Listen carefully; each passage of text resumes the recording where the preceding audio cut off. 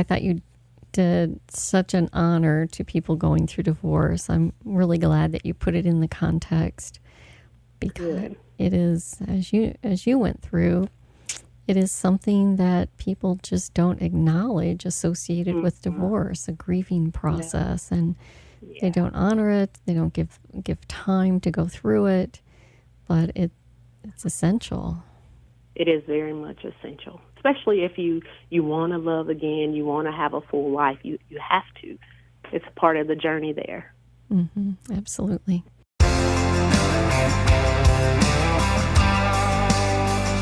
Hello and welcome. I am so glad you are here.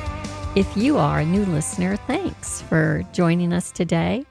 If you're one of the 48% who listen to this show but do not subscribe, please do me a favor and hit that follow or subscribe button and share this show with those who are struggling with divorce. Divorce signifies the end of a marriage, a relationship, a shared future. It can be deeply painful and it evokes feelings of grief. But society does not always recognize that grief after divorce, that it's real. It causes many of us to keep our pain in the shadows. Well, listen in as Tracy Nalory Fultz, a licensed clinical social worker and owner of Heartfelt Needs Counseling and Caring Center, helps walk us through the healing, growth, and wholeness. This is the Silver Divorce Podcast, broadcast from the Whitfield Media Group studios in Chattanooga, Tennessee. Please follow this show and share it with people you know who are facing divorce. We are proudly brought to you by our title sponsor, the Center for Sports Medicine and Orthopedics, and show sponsor, Medicare Misty. Center for Sports Medicine and Orthopedics is the area's leading provider of multi-specialty orthopedic care. Using innovative surgical techniques and technologies, our team of specialists deliver exceptional results backed by exceptional patient care. Learn more at sportmed.com. Medicare Misty is a real person who can help answer your Medicare questions. Get real help from her team at medicaremisty.com. And I'm your host, Lisa McCluskey, and now let's podcast. Welcome, Tracy. Thank you, Lisa. I'm glad to be here. Well, this is such an important conversation. So many times society doesn't recognize that there is grief after divorce, and it's normal to experience that grief because you do lose your relationship, you lose your future plans, and it's a significant part of our identity, who we are, especially in gray divorce where you've been married for decades. It is real, and there is a process of mourning, and that involves a range of emotions: sadness, anger, relief, or grief, loneliness. And it's important that we give ourselves grace and the time to work through the different stages. We have to acknowledge it, and we know that it's a journey that is going to take time. So I'm so happy you're here so we can explore that further and bring into the light the fact that divorce has its own stages of grief as well. It does. Yes, it does. Well, I always begin with asking my guests to share their personal journey and their background before we dive in. Okay. So my personal journey, I am a licensed clinical social worker. I've been in the social work field almost 25 years. It'll be 25 years this coming August. I started in the child and family welfare field. I worked in child protective services for 22 years. I'm originally from Cleveland, Tennessee, small town, but as I began to kind of shift and change in my career, I thought I was going to do something different, but when I went back to school to get my master's, I stepped into the clinical aspect of mental health. So I've been in the mental health field since 2012, and I started my own private practice in 2019. And so being in a small town, you kind of get a feel for a little bit of everything.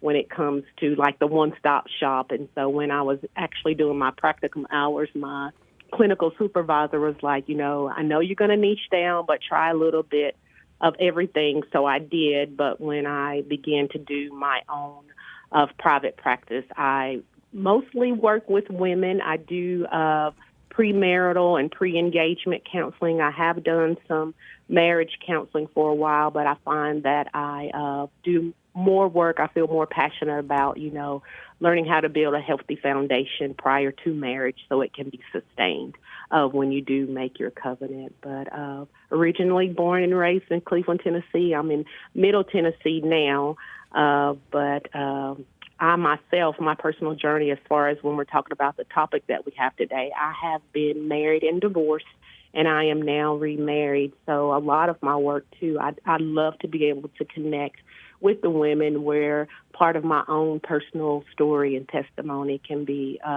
something that I utilize in practice and being a support to them. Wonderful. So I know you work a lot with people who are experiencing grief and loss. And what was the genesis of your discovering that was an area that you had a particular affinity for? Yeah, it was really interesting, Lisa. When COVID started back in 2020, I guess we were a few months into it. I actually had a dream, and in the dream, it gave me the impression that I needed to begin to do some training and certifications in the area of grief. And so with that in mind, when I started doing the work, I just automatically assumed that the majority of my work would be with those that are experiencing grief and loss due to death. But when I completed some of my certifications, returned back into the office, I was very surprised to see that a lot of my clients that I began to do grief work with was those that were processing non-death losses.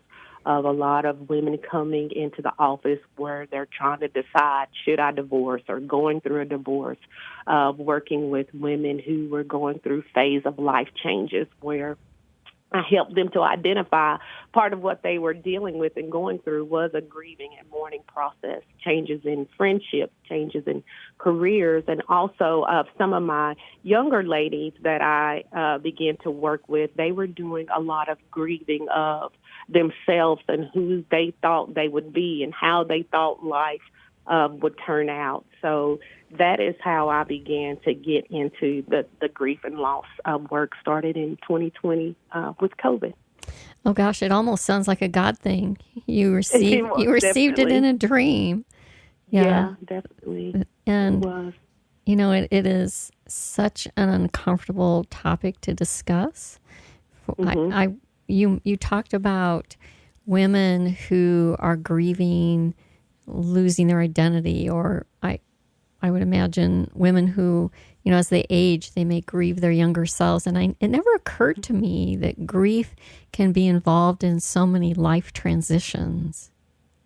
Definitely. It is a part, I think when I'm looking at let's get comfortable about talking about grief, it is because a lot of times it's life transitions. We don't realize that grief surfaces as a response to significant losses, significant changes, disruption in patterns, or when we come to a place where maybe we're feeling betrayed by a belief that we have about, if I do this, and if I make all the right decisions, go to school and, keep myself and, manage myself well, I'm going to have the family, the marriage, the career.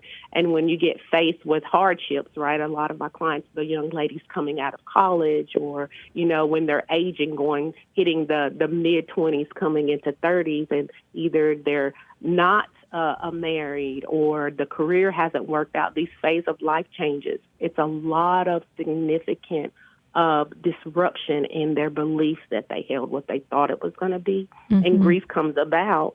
And it's not really a topic of conversation because sometimes shame is a part of it. And we're finding that others don't sit well with us in our sadness. Others don't sit well with us when we're feeling disappointed or in a low mood because it's uncomfortable for them. Yeah. And so they Go ahead. No, go ahead. No, I say so. I'm finding people coming into therapy because they just need somebody to be in that space that can be comfortable with the intense emotions that come from identifying I'm going through this significant loss or this significant change, and how do I deal with all of these emotions that I'm feeling about it? So it really occurred to me as you were talking, because we don't talk about grief being associated with life change as much as we do grief being associated with death. Mm-hmm. How do I recognize that what I'm experiencing after a life change or as I'm going through a life change is really grief and not something else? And how do you recognize it? I would say a lot of times we need to identify what the definition is, right? Because it is all encompassing, right?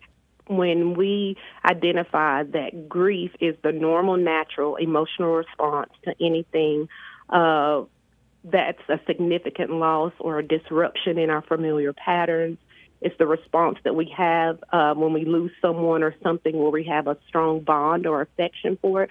First, if we can understand that definition of it and then know that it comes with multiple other feelings and physical responses, right? We're going to have sadness. We're going to have shock. We're going to have anger. We're going to have longing. All of these emotions are a part of the grief experience. And so grief is what we experience like internally. It's the emotional aspect. Mourning is what we do physically, right? So when we're looking at, am I isolating? Am I pulling away? Am I losing interest and pleasure in doing things? That's kind of part of depression. So you identify it by asking yourself, have I lost something?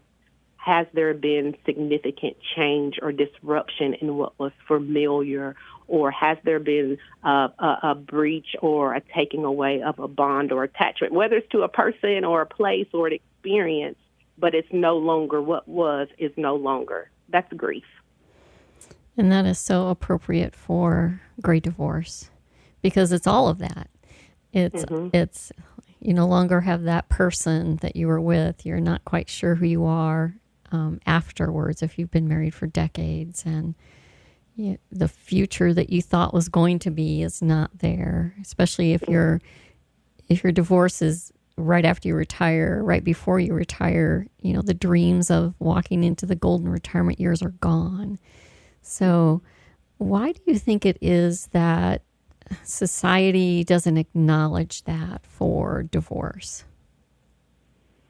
I believe that there again, it's uncomfortable, right? A lot of times when we are uncomfortable with something, we want to dismiss it or we want to downplay, we want to minimize it. And especially with a divorce, a lot of times we look at it as, well, you chose to do it. So why are you sad when you chose to do it? Why are you upset when it was a decision that you made? So we're looking at what we're calling disenfranchised grief. And that's, when society or someone doesn't acknowledge the loss experience, or they minimize, don't see the significance in it. And so I think it's one, like I said, we're uncomfortable with other people's pain.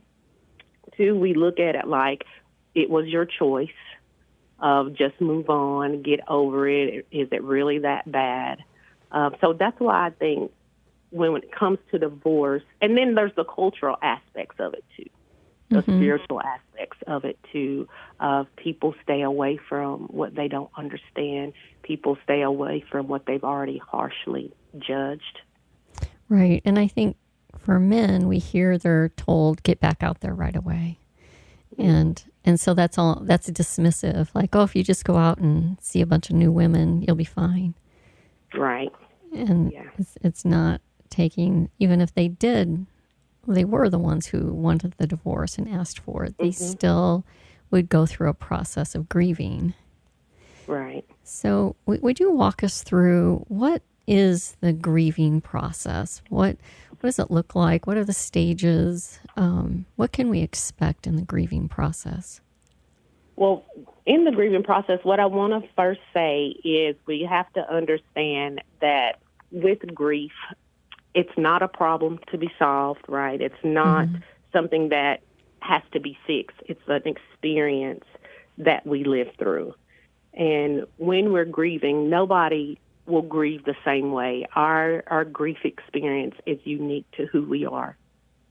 And there's a lot of different models and research out there that talks about what's some common reactions, common responses. So that's what I want to set this up for. So when I'm talking about what I do, it may or may not be your experience. This is just some common responses that research and my personal experience has been the process of grief. One of the things when we're looking specifically at divorce that I find when working with clients who are going through divorce or some type of disruption in the relationship, we do look at the stages of grief by Elizabeth Kubler-Ross. And so we say stages, that's the language, but grief is not linear, right? You may, it's not in any specific order that you may experience some of these things, but you may find yourself experience one, some, all of them, and some other things that I'll listen. But Elizabeth, when she coined the stages of grief, she was talking about a person who had gotten some form of terminal diagnosis, and they were facing death themselves. And the reason why I pull on that so much with my clients is because I do feel like divorce is a form of death. It's a form of dying. It's an ending and a finality of something, of an experience, of a relationship that once was. So the stages that she coined was denial, anger, depression, and acceptance. And so I'll walk us through some of that. And of course, Lisa, you jump in if you have any questions or if I need to slow down. That's the thing about me. Sometimes when I get into my area, I can talk really fast. I get excited because I love to educate people, and I love to help them be comfortable in knowing that we are emotional beings, right? Our emotions are not right or wrong. Right. They are.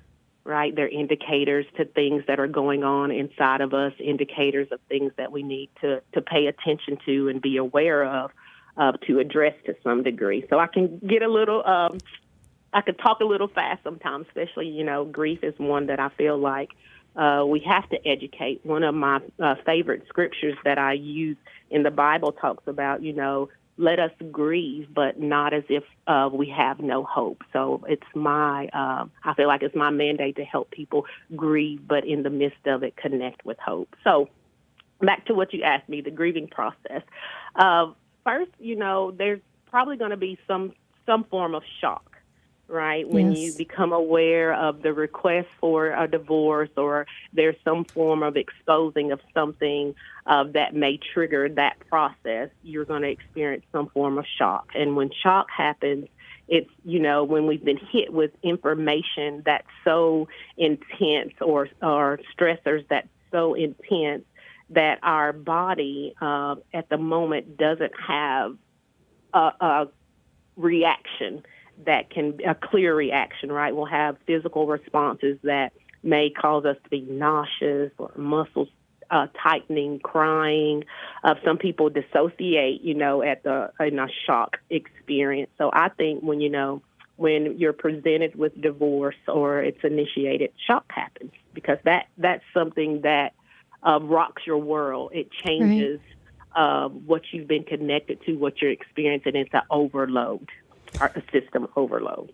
And I can say, Tracy, speaking of shock, there are times I've been divorced. It'll be 2 years in August. There are times even now where I'll think, I can't believe that happened. So I'm not, shock it seems like it can come and go.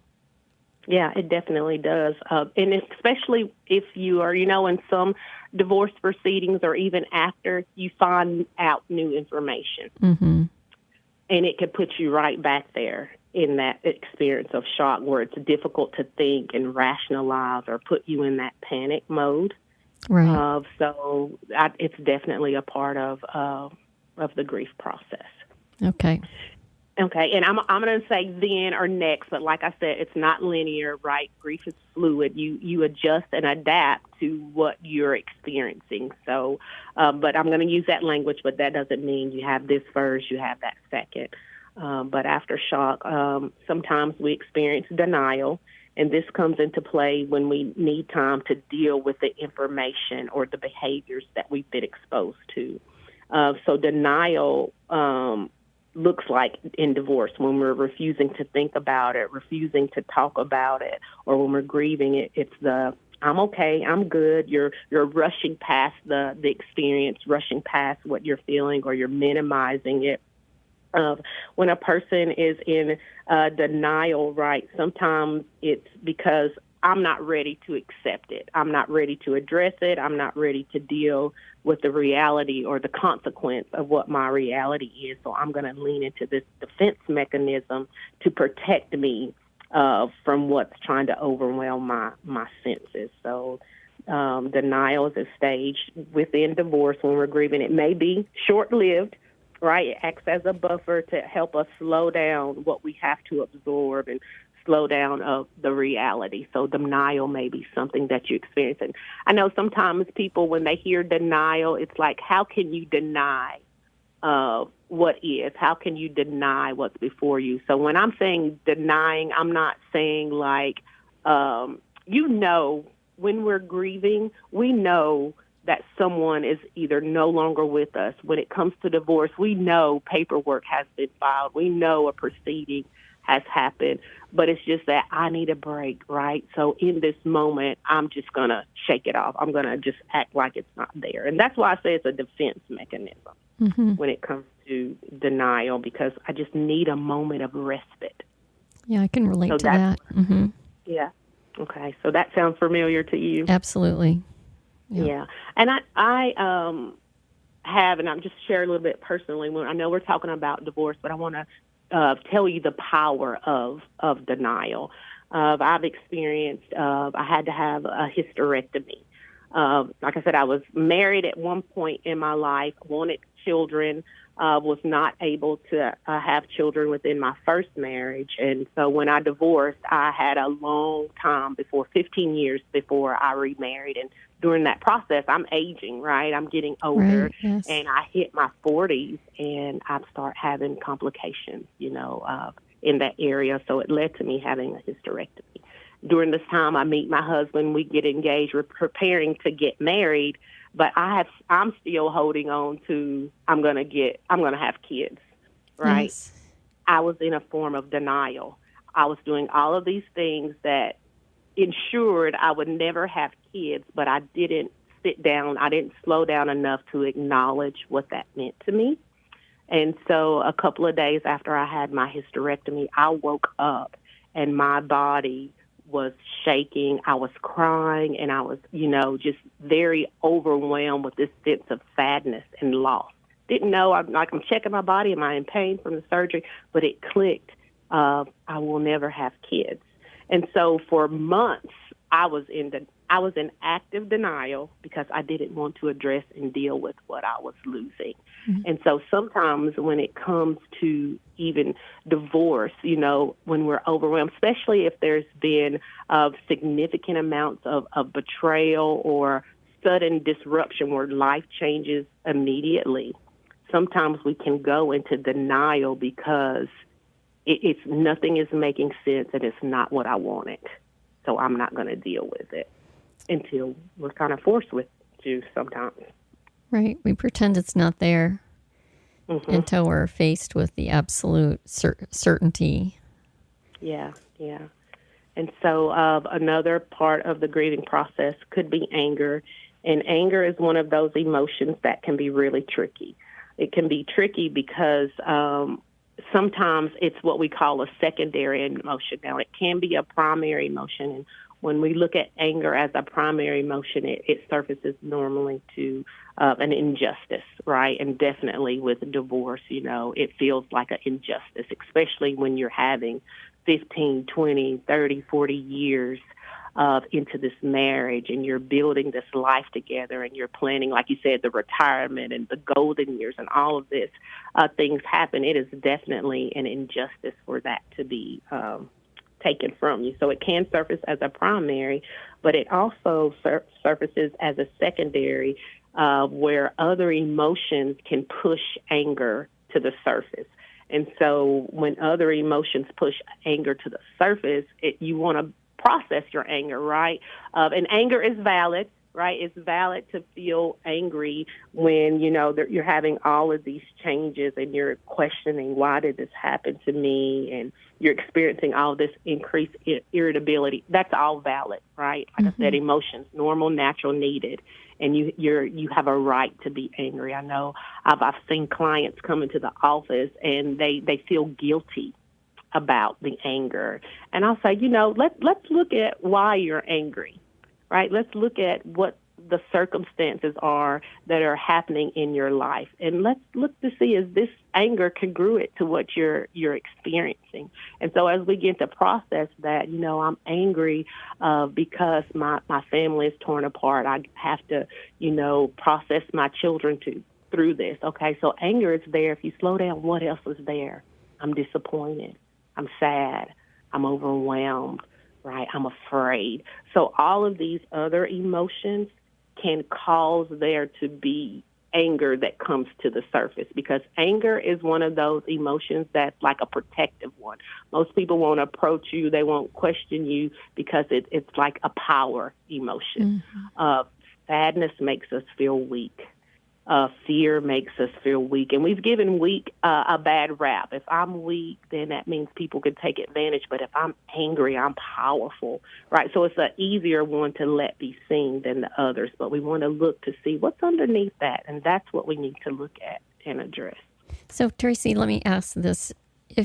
Can anger be, do you find people flip from being angry with themselves and also angry with the other person? Like there's stages to that. Maybe they're angry with the other person, and then it comes around to being angry with yourself. I know that's what I experienced. Yes, definitely, because you get angry with yourself because you're saying, how did I let this happen? Right. Or why didn't I see this? Why didn't I see this sooner? Attention? Yeah. Yes. You can it definitely fluctuates, like mad at them, mad at me, mad at the world, mad at God. Yes, it is one of those that flips. And that's the thing about grief. When we say it's really unique and it's fluid, because you're going to experience something different, the way that it surfaces, the way that it shows up. Just like you said, I was mad at him and then I was mad at myself, because you're reflecting, you're looking back.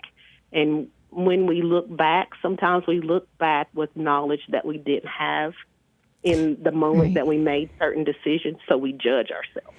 Hindsight is always 20/20. Yes, it is. If only. If only, those should have. And so when we do that with the anger, even when it's mutual, right, a mutual decision to divorce, we still get angry, right? Even though we know this may have been the best and the right choice, I'm angered, like I said, because this is an injustice. So this is not fair. So even if you're going through what's considered an amicable divorce, you can still experience this. Yes. Yeah. Yes. All of this, right? Just because you're in agreement and we agreed this is what's best for us, we're still going to have emotional responses, and we can't control what emotions surface. We can control what we do with it, and sometimes that's even another part of the shock. I'm shocked. Why am I mad? This was my decision. I wanted to get out of this. Why am I angry? Well, I'm angry because even though this didn't work out, I had hopes. I had a vision. I had a dream. I had expectations. We had plans. So it's an injustice for that to be taken away. Right. And anger is a response to injustice. Yeah, I think that's important to say, that even if it was amicable and even if you asked for it, you are going to experience these things, and it's perfectly normal. Perfectly normal Yeah. to experience them. It definitely is. And like how I say, I think some emotions get like a bad rap.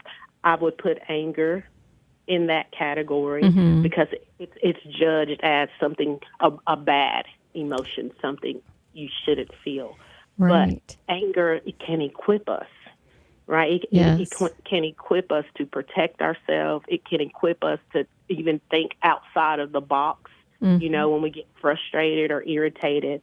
And so that's why I say, you want to slow down to process the anger first. You want to process it, think about it, instead of just acting out. Anger doesn't necessarily mean you're throwing dishes at the wall. Right. Yeah. One of the examples that I give of anger from grief and even, post-traumatic growth. I don't know if some people, you probably do, Lisa, remember MAD, Mothers Against Drunk Driving. Oh, absolutely. Yes. Yeah, right. That came from grief. Right. That came from the anger at the loss she experienced. And so she was mad about it. And when she processed, she did something that was healthy. She did something that created awareness. And so anger is definitely something that we can use for our, good. For the long-term good. Absolutely. Yeah. And so bargaining is another process that can be a part of your grief cycle or your grief journey. And it can take on many different shapes when it comes to divorce. It's the stage or the process you may go through in attempts, to save your marriage. That's the bargaining, right? Whether it's only in your thoughts with those narratives of, if I would have did this, I should have did this, if I only changed this, if I only, all the if onlys and shouldas. That's what the bargaining looks like when we're kind of grieving and going through the divorce process. It's where we're going to examine the past and create those different scenarios that maybe could have prevented it, those different scenarios that maybe could have given you the opportunity to see or find out what you didn't know. So it happens. We bargain as an attempt to make it right or to get us through the pain of what's happening. There again, I feel like all of these are defense mechanisms that we're going through to try to give us some relief from the pain, give us some relief from the grieving, or give us some more of an understanding. And so bargaining is a part of that, where we all the attempts, the scenarios, the playing it out. Even sometimes, and I don't think this is wrong, right? When we have a hope, when you're on the process of those who have the desire to save their marriage or look at restoration, sometimes that bargaining is the attempts that you do actually make. It's not only within yourself internally. It's your external things to fix, control, manage the situation for a better outcome. It's our desire to make things right. That's how that can surface. Even after, I know, like when we have had the divorce, it's final. Sometimes the bargaining may look like this time I'm going to, the reasoning, just all of those giving you different possibilities. If I do this, it's that exchange. If I do this, then this will happen. If I try this, if I stop this, if I change this. So we do a lot of questioning for past, present, and future. Got an injury that just can't wait? There's no need to delay your care. Center for Sports Medicine and Orthopedics is excited to announce that our Urgent Ortho Walk-In Clinic is now available on Saturdays at the Gun Barrel Road location. Open from 8 to noon, we're here to treat sprains, strains, fractures, and more. No appointment needed. So skip the long ER wait and get specialized orthopedic care fast. Visit us this Saturday at Center for Sports Medicine and Orthopedics Urgent Ortho. We're the center for expert care right when you need it. Learn more at sportmed.com. And so depression is also going to be something that we will definitely is a part of grief. No matter, how it comes about. There again, when we're saying like the mutual, the amicable, however it happens, we're going to have a time where there's going to be overwhelming sadness, of sometimes maybe a sense of despair. It's the intense emotions that make it difficult to get through the day, to get to the next place. And so some common symptoms of depression, it's the crying, right? The outburst of tears. Sometimes you know why you're crying. Sometimes you don't know why you're crying. That lack of energy where you're just emotionally and physically fatigued. You're having trouble functioning like you normally do, that loss of enjoyment and interest in activities that used to uplift you and bring you some type of pleasure, losing the ability to experience that, disruption in your sleep patterns, whether it's insomnia, sleeping too much, disrupted sleep, hard to go back to sleep, just all kind of disturbance there could be an indicator of depression. Changes in your appetite where there's unintentional weight loss or unintentional weight gain. You know, some people, they lose their appetite or they're emotionally overeating, but you're going to see changes there.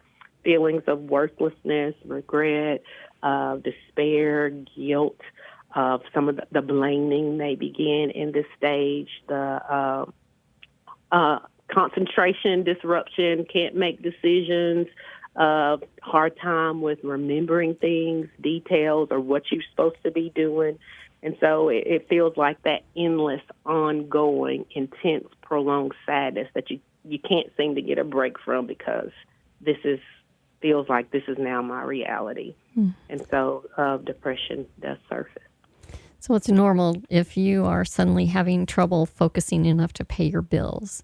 You just can't sit down and do the paperwork, and you're maybe spending more time in front of the TV and eating things that you wouldn't normally eat. And I can share, you know, I wish I were I starve myself when I'm a sad person, but I'm the opposite. Yeah, I found myself sitting there in the recliner with a bag of potato chips, which I never ate. And, you know, 11 pounds later, as you're processing the grief. So those are all normal things that you can expect. And your version of depression is going to be different from maybe your friend's version of, your friend may be the person who is frenetic when they're going through a really sad time, while you might be the opposite. Is that what you see? Yes, definitely. You know, and that's one of the things we'll talk about a little bit later. You know, you want to avoid comparing because everybody's experience, your experience, my experience, your listeners' experience, you know, we can come together and have some common things, but it's still going to be different. How you experience and hold and process and express sadness is going to be different than me. That's important. It's going to be different. And, you know, we were talking about the disenfranchised grief earlier. It's this aspect of it that I feel like makes society and people want to minimize or not acknowledge, because nobody likes to see their loved one in this state. So this is where they want to rush you through it. Or Don't maybe be sad. They rush you through it, or maybe they distance themselves. Yeah. And that's a part, isolation. You know, you isolate, you feel alone, and sometimes we isolate because we don't want to burden, or we see that they're acting different. They're not checking in, you know, or, you know, they're awkward when they come around. They can only say, "How you doing? You good?" And then they're gone because they're uncomfortable with your unpleasant emotion. Right. We're not trained how to handle people who are in grief or who are mourning. We don't know how to do that. It doesn't come naturally. It doesn't come naturally, but this part is necessary. Yes. It's necessary to heal and recover and be healthy. It's necessary because our emotions surface, right? Because of what we experience. Our five senses are being stimulated. It's producing this energy on the inside of us because what we're living through, right? So if I'm going through a major loss, I'm going through a divorce, my life is changing, I'm uprooting something that I've had in place for years, tears is appropriate. Sadness is appropriate. I'm not going to be excited. I'm not, you know, to a degree you may.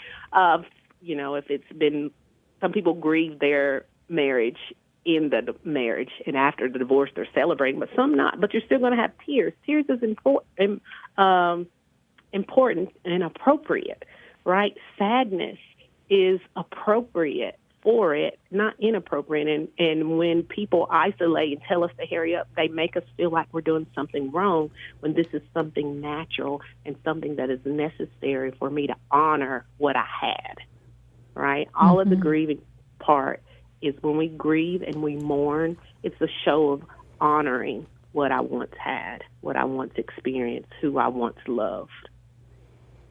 So it's necessary. That's profound. It is something that allows us to honor what we had. I think that's very profound. Because it goes back to what you said, let us grieve, but not as if we have no hope. You honor what you had before you can move on to the part of having hope for the future. Right. Yes. Yeah. It is. You have to. And, a lot of times I think we have to learn how to respect our life's journey. We have to learn how to respect it because it's shaping who we are. And when we take those things into consideration, even though it's shaping, I still have the choice. And so if I can't look back and say, this was a part of my narrative without shame, I can't go confidently into my future. Mm-hmm. So that's why I think it's also important that we slow down and we give ourselves the time that's needed. I know a lot of people want to talk about, and I'll keep going with the process, but part of it is a lot of people want, when is it going to be done? When am I not going to feel this way? How long is it going to take? Well, it's going to take as long as it takes. The saying, time heals all things. It's not time that heals all things. It's what you do with the time. It's who you do the time with. It's about being intentional to be connected to. I'm on a healing journey. And so we just have to slow down. If we can slow down and process and feel and express and connect, we can heal. Sometimes, depending on how you navigate trauma, pain points, wounding, your resiliency level, it's going to determine how quickly you get through. But I think as far as grieving, any type of grief, like I said earlier, it's not a problem to be solved. It's not something that you get over. It's an experience. It's an experience that you live through and you live with. Right. Yes, that's important. So that is very important because we are emotional beings, and when we recall, when we reflect, when we're reminded of, we're going to have an emotional response. Sometimes it's going to be sadness, right? You can be 10 years post the divorce, and you may think back to something, and that memory creates a sense of sadness, a sense of disappointment or frustration. The way that you know that you're healing is when you look back, it's not at 10 like it happened in the beginning. You may look back and it's at 1.5 in that scale of intensity. That's a sign of healing, not that you're not over it. Yeah, and if you think about being married, I was married 34 years, you're not going to process grief and be over it in 2 weeks. No, definitely not. It doesn't work that way. Yeah. Okay, well, let's finish the process, and then I want to talk about how we can begin to work through it, and what are some things we should avoid while we're grieving. Yes, ma'am. So the process of also when we look at, just a few more things in that, you want to look at the cultural impact and the spiritual, right? As you're grieving and going through this, things are going to come up for you that are culturally based on, belief standards, social norms for your community, and rituals that you may have. And that's the same with the spiritual impact. Depends on your faith and your spiritual practices. So sometimes you may find yourself leaning into your faith, leaning into your spiritual community, leaning into your relationship with God, or if you have a higher power. And sometimes you may feel yourself pulling away, and questioning, why did this happen? Why didn't you intervene? Or isolating, because you maybe feel judged in the community or whatever. So you want to take those things into consideration because grief is all encompassing and it's going to touch all parts of who you are. And then we get to the stage of acceptance. And I want to talk about that one just a little bit more when we're looking at some tips to work through divorce. Okay. So is that okay? Yes, let's dive in. Okay, So working through divorce, of course, you want to be patient. You want to be kind, gentle, and compassionate towards yourself. Your healing is the priority. And so I'm a self-care advocate. I'm always talking about prioritizing self-care. Right? Self-care is what we do to ensure that we're showing up as our best self for ourselves and others, is what we're doing to grow and develop and hold space with ourselves mentally, emotionally, and spiritually. So healing is a priority, and it's a part of your self-care when you're working through grief. And so I coach my clients through what I call the 5 A's. So some tips. The first A is being aware, right? You want to be aware that things have changed and it's impacted your identity. You want to work to become aware of what has changed within you, right? A lot of times we're looking at all the external things that are taking place, but you want to slow down enough to say, okay, now who am I? Because trauma changes us, right? And sometimes we get stuck. I'm never going to be who I once was. I'm never going to be able to experience life like I thought or how I had. And that is a true statement, because trauma changes how we view ourselves, others, the world, God. It changes us. So you want to be able to become aware, how have I changed? Now, what do I believe now? Have my core beliefs changed? Were my core beliefs negative? Like being able to identify what are those strong assumptions that I have, that I live my life from. You want to become aware of how you're connecting with yourself and being mindful, like I said, of your inner narrative. Is it a helpful one, a harmful one of defeat, one of hope? You want to become aware of any boundaries that may be needed as you live forward, any boundaries that may need to be changed or adjusted. So awareness, self-awareness, awareness of how you're presenting in your relationships and how others are responding to you is going to be key in working through. You want to, the second A is acknowledge what's your part, right? Being able to say, this was my part, and that led us to the divorce. This was my part, what I'm responsible for. Not only that, what made the divorce happen, because even with trauma, like some things happen to us that's out of our control that wound us and present crisis and hardship. We want to be able to acknowledge I didn't want this, I didn't choose this, but I am responsible for my healing. I am responsible for my recovery. So you want to acknowledge and really understand what that means for you to say, my healing is my responsibility, my recovery is my responsibility, even if I didn't play a role in getting me to this place. So acceptance, when we're talking about the grief cycle, the stages of grief, acceptance is a part of that. You want to be able to accept that things have changed, accept that you have changed. This is now a part of your life story that can't be changed, that radical acceptance, right? Mm-hmm. Sometimes depression kicks in because we're so focused in the past, in the if-onlys and I shoulda, wouldas. If we can accept that this is now in my life's narrative, in my life's time frame, I can't change it, I can accept it and live forward. That's really, you can be empowered and gain strength in practicing radical acceptance. Accepting that, healing and recovery is possible. You can still have a full life. That is something that is obtainable for you, being able to accept that. Another A is affirm. You want to affirm yourself. You want to reinforce your belief in your worth, reinforce your belief in your capabilities, reinforce your belief in your qualities, and affirm your resiliency, right? This was a hard thing that I went through. This was a major loss, but I am able to live forward and create even a better life from this point. So trying to affirm yourself and connecting with the quality and worth of who you are. A lot of that sometimes, I know we struggle with identity. Who am I now? Mm-hmm. What am I supposed to do with my life now, my purpose?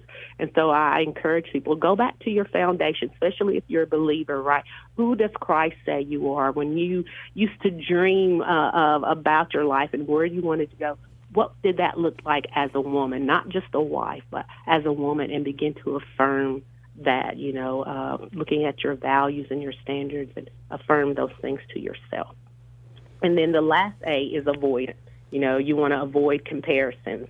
You want to avoid overindulgence in things, because sometimes to overindulge, how we were talking about that eating or overindulging in socializing, getting yourself busy. You want to avoid overindulgence because sometimes that can lead to poor habits or unhealthy habits or take you into places that you wouldn't be if this was not the case. So trying to be mindful of overindulgence. You want to avoid romanticizing the relationship. Sometimes we look back and we hone in on things and we create stories or narratives that were not. So you want to try to avoid romanticizing the marriage and what was. You want to avoid isolation. Right in the early stages of the divorce, you want to try to avoid making any other major life changes. Of course, avoid the should-haves, trying to talk yourself out of what you feel, judging yourself for what you feel. You want to avoid being quick to get rid of your emotions, rush through them.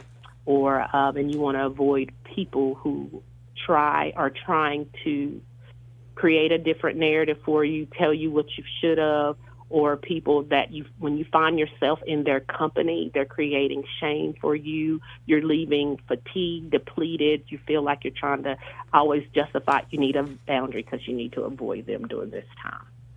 Yeah, this is very important because there are friends who are healthy for you during that time frame, and there are friends who are not. Yeah. And creating boundaries, and maybe those people who continue to exacerbate your grief need to be put to the side. And, you may need to not be in touch with them for a while. So it's important to recognize that. This is time. I think it's important to recognize it's time to protect yourself while you're going through this. Yeah. Absolutely. Yeah. Yeah. So that's really helpful. If I am trying to work through this, what are some things that would say, hey, Lisa, you might need some professional help? What are some red flags that you think maybe I should pursue getting some help from someone like you? Any self-harming thoughts, ideations, behaviors. Sometimes people say, well, I don't have a desire to take my life. Of course, if you have a desire to take your life, definitely that's a red flag. But if you find yourself doing harmful behaviors, risky behaviors, taking more chances and risks that you normally would, or anything that would be harmful to you or others, the extended or prolonged disruption in your ability to function and take care of your responsibilities. You may have a couple of days where you're in the bed, but if you're not bouncing back and being able to show up and take responsibility for yourself and the other relationships you have and the other things that you do to keep your life functioning and moving, you find yourself you can't get past that and it's extended, you may need to get some professional help. If the intense emotions of the crisis, right? If you're always in the state of it, it's still happening. If you can't get away from the intensity of the emotions, and you're in day to day, it's still like it's there, it's present, and you don't know how to break away from that. You need some help. If you don't have, I find it was so something that was a little shocking to me is that people who really don't have anybody that has separated themselves from family for some reason, or family has passed away, or, they just really don't have any true intimate, safe people. If that is the story for you, being able to find a therapist or a community to go through this with, that may be a sign that you need some help if you truly have no other support. And if you have a history of poorly dealing with crisis or significant life changes, if you've known that you already have, you're prone to depression, have any other mental health issues or diagnoses, these may be some indicators that you need to see someone professionally. Don't go through it alone. Don't go through it in the dark. Seek help if you have nobody else, or if you're struggling with those things that you just mentioned. Mm-hmm. That's good. We can't say that loud enough. Yeah. Okay. We are relational people. We need community. Yes. Get that created for yourself. That's very important.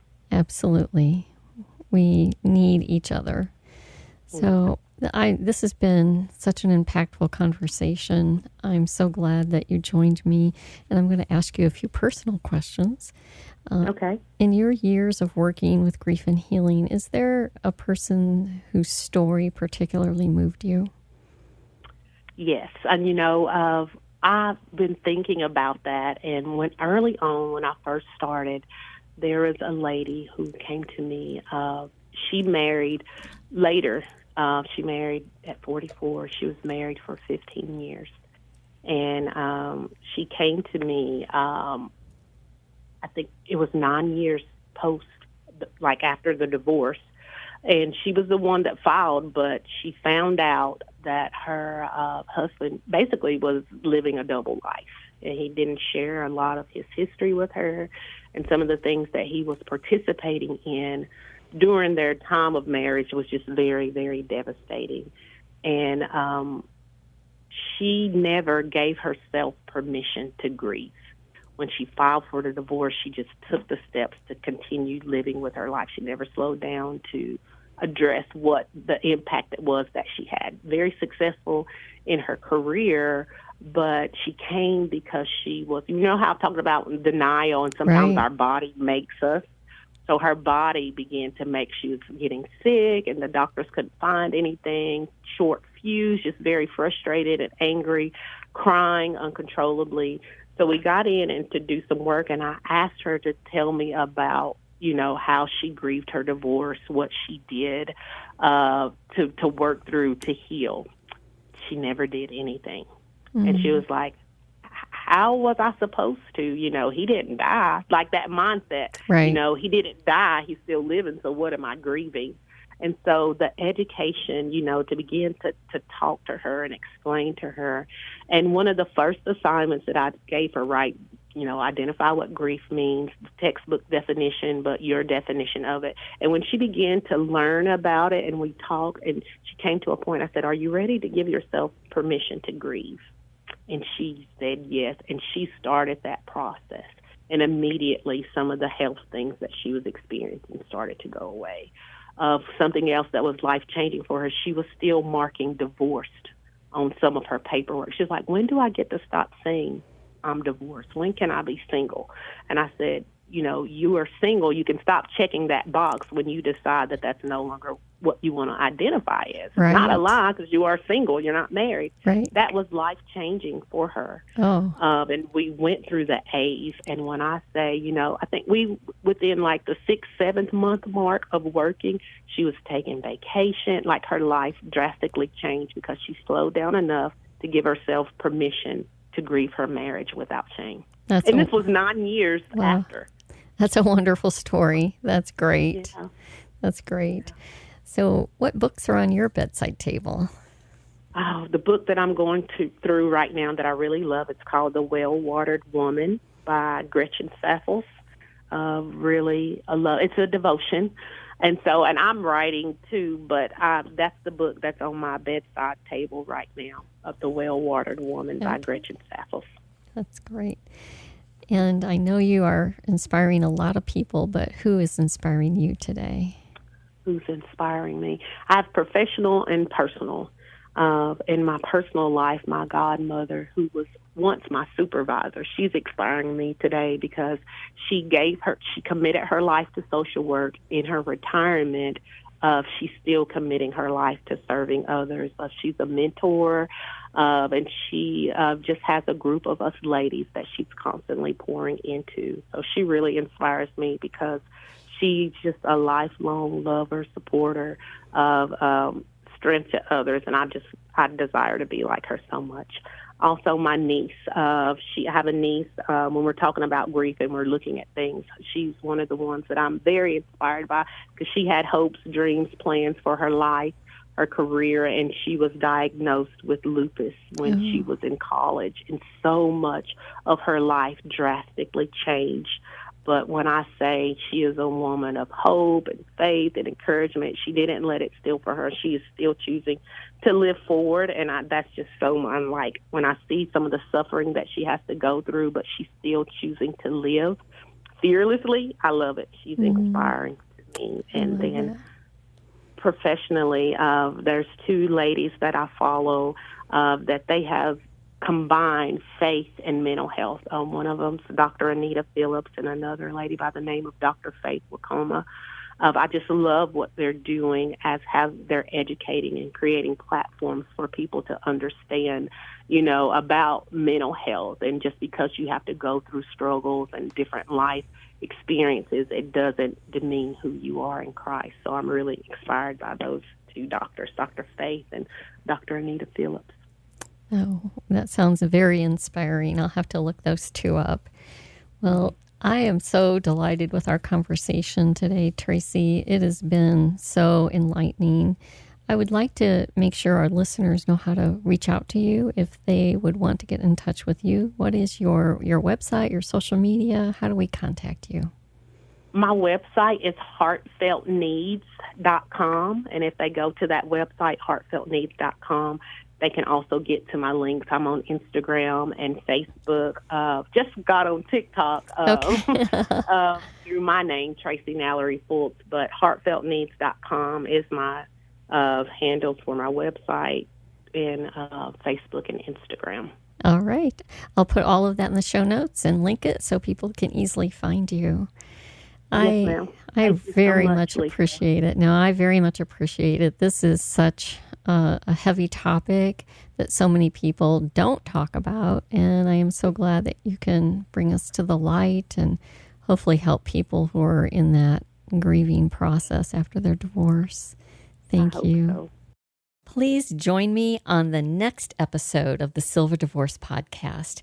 I also ask you to do me a favor and please follow this show and share it with people you know who are going through divorce. I'd love to hear from you at silverdivorcepodcast@gmail.com. This podcast is brought to you by our title sponsor, the Center for Sports Medicine and Orthopedics, and show sponsor, Medicare Misty.